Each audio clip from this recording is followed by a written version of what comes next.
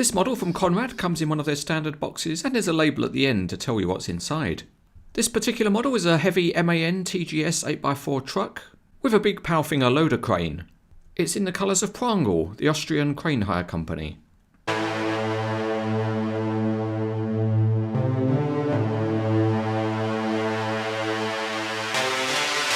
There's a few small parts to be fitted and it's best to separate the mirrors from the sprig by using a sharp knife.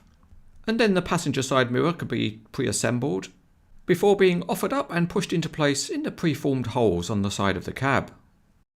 After fitting both door mirrors, there's a roof aerial to fit and that can be just separated by hand, and you can trim it by the knife if you want to get a clean finish. The roof aerial on Conrad's MAN trucks is usually an easy fit and it just pushes into place. The only other bit of pre-assembly to do is to sort out the winch.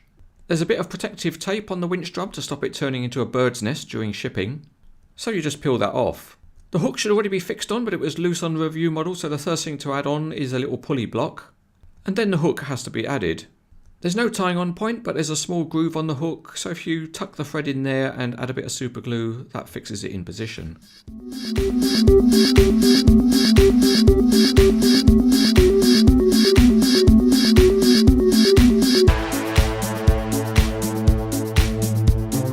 The chassis is detailed with much of it modelled in plastic, but there's a short length of drive shaft missing because of the functional steering.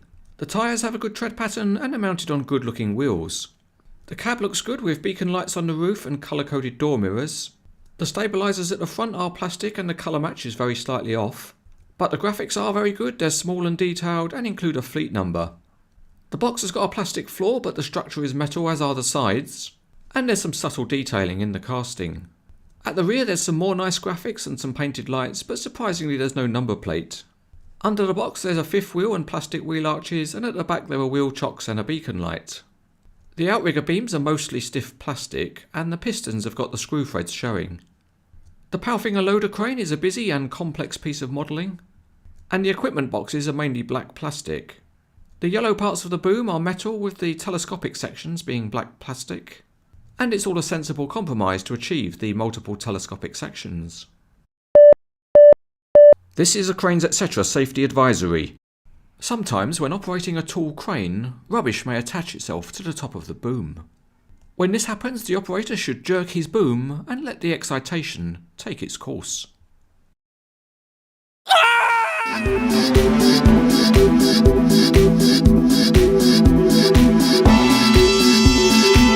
The big tough MAN rolls well out on the CranesEtcTV test track, and as with many Conrad truck models, the rear axles have a degree of float to represent suspension. At the front, the linked steering is quite effective. It can be forced over to quite a good angle, but at that point the tyres are fouling on the wheel arches. Even so, it poses well and it can be encouraged to turn. The cab can be posed tilted so you can see the engine. And one new piece of functionality on this model is the load box. The tailgate can be lowered, and what makes the box interesting is that it's extendable.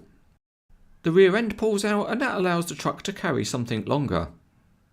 Also, the functionality doesn't end there because the sides also can be lowered, and it's nicely engineered because you can leave the end posts up if you want. With the longer deck it gives the possibility to carry something a bit longer, so let's put something on board and we'll add on a tower crane section. So it's handy for all those bits and pieces you just can't normally fit on. The other option you have if you don't want the load box on is to remove it.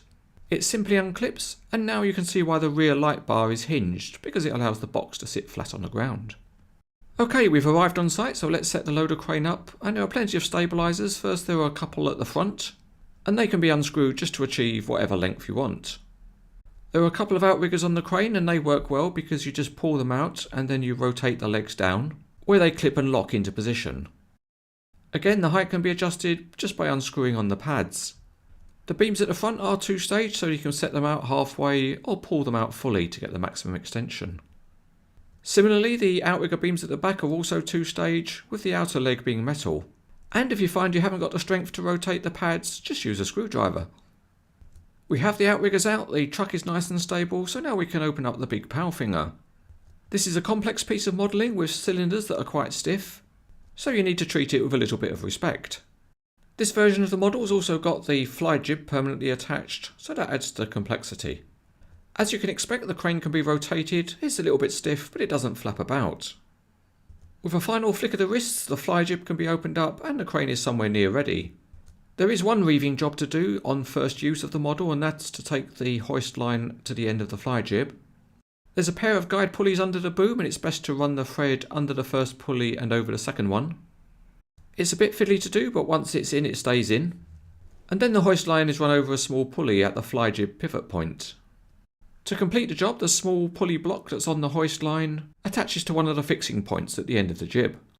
So it's now all rigged and ready to lift, and we can extend the boom. It's got many telescopic sections and there's enough friction so that it holds a pose when it's extended. Conrad has done a very good job to get this part of the model to work as well as it does. The same goes for the fly jib, which has also got a number of telescopic extensions. If you fully extend it all, you get quite a large and impressive model. But you're all shouting, "Stop mucking about, tell us how big it is." Well, it's over 28 inches or 70 centimetres. One of the fun jobs with any crane model is that you can usually have a go at driving it.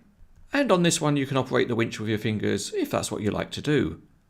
There is also some additional flexibility though, because if you don't want a hoist line at the end of your fly jib, you can disconnect it and attach on a fixed hook, which is also supplied with the model. And if you really want, you can also fix the hoist line on at a different position. This is another very good model of a big loader crane from Conrad. The overall functionality on the truck and the crane is excellent. The detailing is of a good standard and it looks really good in the colours of Prangl. If you like these kind of big trucks, then this one is easy to highly recommend.